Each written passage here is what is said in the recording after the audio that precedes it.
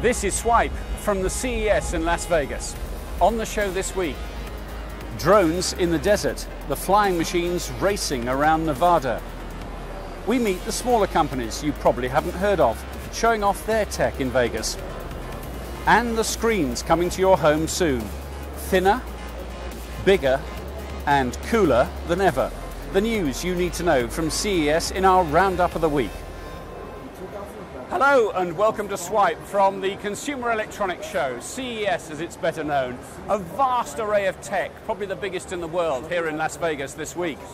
We're going to focus on drones to start our program. This is the world's first personal autonomous drone. There are no controls in the cabin here. You simply punch in your destination on a Google map and the machine flies you there. And yes, it is safe. The makers say that even if 3 of these rotors fail, the last one will bring you down to Earth safely. Time was for the hobbyist, though. If you were handy with electronics and wanted a bit of fun, you might have built a model boat or perhaps flown model aeroplanes. Nowadays, though, drones are taking over. For real thrills and spills, you head to the drone rodeo. Introducing the Aerial Sports League, a bunch of friends who build, develop and fly drones fast, really fast. The drone combat is a real natural for a crowd. It's a relatively small arena, so you can surround it with a large live action crowd. Drone racing is a little bit more of a challenge because the racetracks are expansive and the drones are small, and it can be kind of difficult to follow the drone race.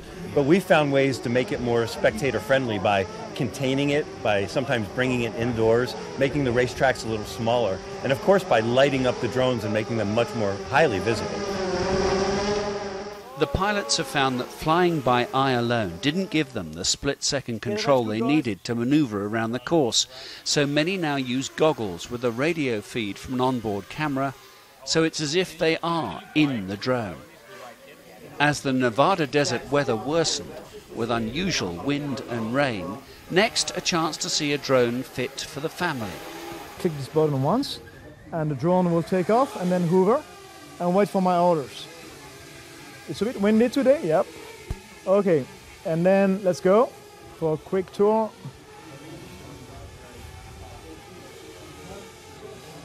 So there's wind today, but however the drone will completely compensate by itself. If I don't touch anything, the drone will stabilize, and as you can see, even if there's wind, the picture is fully stable. And that's because of the digital onboard cropping. We're streaming by Wi-Fi to this controller and then to this tablet, so you can have a first-person view image of what the drone sees. That can help when you're losing it and you don't know where it is anymore, or check what's on the picture, but also for checking your actual picture you're recording, because we are streaming SD but recording full HD on board. While this is for fun, drones are set to disrupt many industries, including news reporting. So who knows, in a few years' time, I might not need cameraman Martin Smith at all, because I could just be talking to my little friend here instead. Back at the racetrack, it's time for another test flight, because practice makes perfect. And even the best need practice. You're watching Swipe. Still to come, I take a spin on an electric commuter bike. But first, with a roundup of some of the big announcements at CES this year, here's Stuart. What do you want from your fridge? Cold food? A light maybe? How about being able to see inside it without even opening the door? This Samsung fridge also displays family photos, the weather forecast and your to-do list. And it tells you when you're running low on certain products and helps you to order more. HTC has announced the latest version of its virtual reality headset, Vive Pre. The main new feature is a front-facing camera that lets you see the real world while you're using the headset, so no more bumping into the sofa while you're playing a VR game. And Oculus is now taking pre-orders for its Rift headset. It wouldn't be CES without televisions.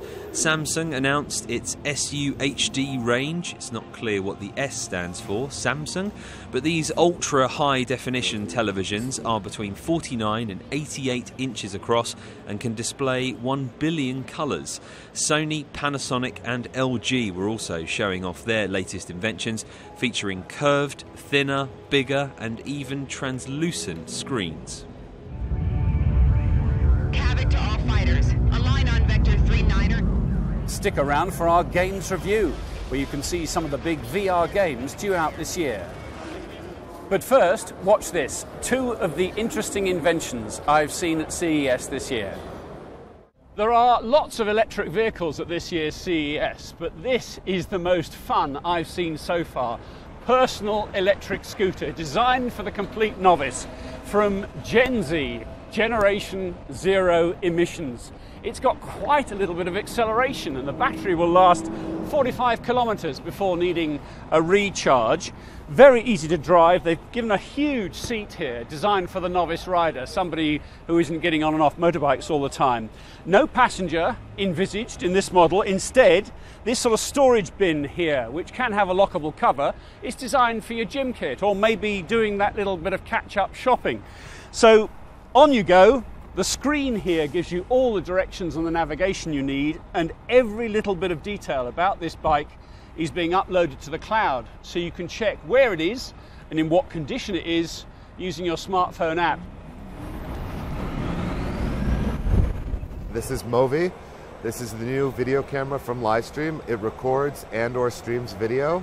It's a 4K camera that you pair with an iPhone app that lets you crop up to 9 virtual cameras from one single camera. So it's like getting a full TV studio with up to 9 cameras just from a little $399 device. Okay, so we are actually being filmed by one of your cameras right now. We are. Here we are. There's only 2 of us in this shot. We could probably have 4 or 5 or 6. Tell me about the electronics. How does it all work? Sure. So the iPhone screen is showing you exactly what the camera sees, which is a 4K sensor. And then you can see these yellow boxes are identifying the subjects on camera. So if I tap on your face, that's a bit of me, right? It's now cropping a virtual camera on you or one on me, and I can even cut here into studio mode. Hey. I got my 2 tight shots and my wide shot, and whatever I click on is what's being either recorded or streamed live over the internet. It's really that simple. One of the hot technologies for 2016 is virtual reality, but then you probably knew that. What you may not know is the impact that VR is having on gaming. So we asked Gavin to have a look through some of the titles in which you can get truly immersed very soon. If you've been lucky enough to order Facebook-owned Oculus Rift, well, you're going to get access to Eve Valkyrie. Navigation systems online. This is part of the Eve series, which means it's obviously multiplayer and you can play your friends online. And Valkyrie part of it is the fact that you sit in a futuristic cockpit, shooting your way around with 360-degree gameplay. It's very simple to play, there are no glitches, and some people have been beta testing it. Some selected gamers got that chance, and all the feedback from it has been absolutely amazing. If you saw Star Wars and you like that kind of thing, sitting in a spaceship shooting stuff, you will love this game. I am so excited about the London Heist. It's been made in-house by Sony, so because of that, it's expected to be part of the launch bundle when it comes out later this year. Keep your eyes peeled. You basically are a criminal who takes part in a heist to get a diamond and it goes wrong. There are different modes of gameplay throughout it. You have your headset on and then you have your PlayStation Move controllers. With that you get this disembodied hand which you can use to pick up objects, use your gun, shoot, that kind of thing. There's different scenes. The demo they brought out was a car chase with some Russian gangsters where you have to hit them, run them over on your motorbike or shoot. Also there's an interrogation scene I've seen where you look around and the eyes actually follow you around the room, which is really intimidating, so it makes good use of the VR technology. I'm a massive fan of episodic games, something with a really strong plot. I hope this game has that. From what I've seen, it looks like it could, so if that delivers, I think this could be the biggest VR game of the year. Playful, the people behind Lucky Tau, were actually one of the first investors in Oculus in its early days. They gave them $5,000 on Kickstarter. So Oculus are going to launch with this game. Now, when you think VR, you think that'll be amazing for shooters or for racing games, that kind of thing. You don't normally think of a Mario 64 style platformer. Yet, strangely, this does work. You're not first person, you're third person, just above Lucky as you follow him, and you're like his little friend on his shoulder, advising him what way to go. You do the usual platformer stuff, you jump up and down, get objects, get stars, that kind of thing, as he goes through his magical world. I remember when Super Mario Bros. 3 came out on the NES, it was the most excited I've ever been about a game coming out, and that game did absorb me when I was playing it, but I never felt like I was really in it. With this though, you are actually in a platformer.